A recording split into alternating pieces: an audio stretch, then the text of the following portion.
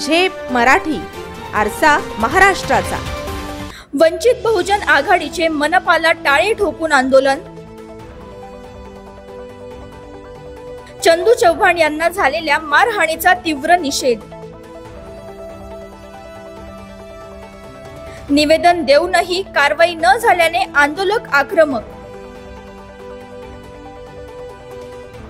माजी सैनिक चंदू चव्हाण यांना मारहाण करणाऱ्या मनपा कर्मचाऱ्यांवर कठोर कारवाई करावी यासाठी आज दिनांक 21 जुलै रोजी धुळे जिल्हा वंचित बहुजन आघाडीतर्फे धुळे महापालिकेच्या मुख्य प्रवेशद्वाराला टाळे ठोकून तीव्र आंदोलन करण्यात आलं।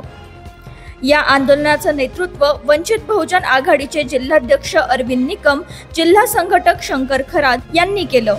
आंदोलकांचा ठाम आग्रह होता की मारहाण करणाऱ्या मनपा कर्मचाऱ्यांना बडतर्फ करून त्यांच्या विरोधात पोलिसात गुन्हा दाखल करावा। जवान चंदू चव्हाण ते आंदोलन करत असताना महानगरपालिकेतील कर्मचारी प्रसाद जाधव आणि एक खैरनार नावाचा व्यक्ती आहे, खरात नावाचा व्यक्ती आहे, यांनी त्याला मारहाण करून अपमानास्पद मारहाण करून त्याला इथून हाकलून लावलेलं आहे।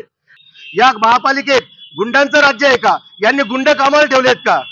तर असे जर गुंड कामाला ठेवले असतील तर त्यांना सेवेतून बडतर्फ करावं आणि त्यांच्यावर पोलिसांमध्ये गुन्हे दाखल करावेत। या आधी सुद्धा वंचित बहुजन आघाडीकडून आयुक्त आणि जिल्हा पोलीस अधीक्षकांकडे या संबंधी निवेदन देण्यात आलं होतं। मात्र या मागण्यांकडे दुर्लक्ष झाल्यामुळे अखेर वंचित आघाडीनं आंदोलनाचा मार्ग स्वीकारत मनपाच्या मुख्यद्वाराला कुलूप ठोकून आपला निषेध नोंदवला। लवकरात लवकर याबाबत कारवाई न झाल्यास आंदोलन अधिक तीव्र करण्याचा इशाराही यावेळी देण्यात आला।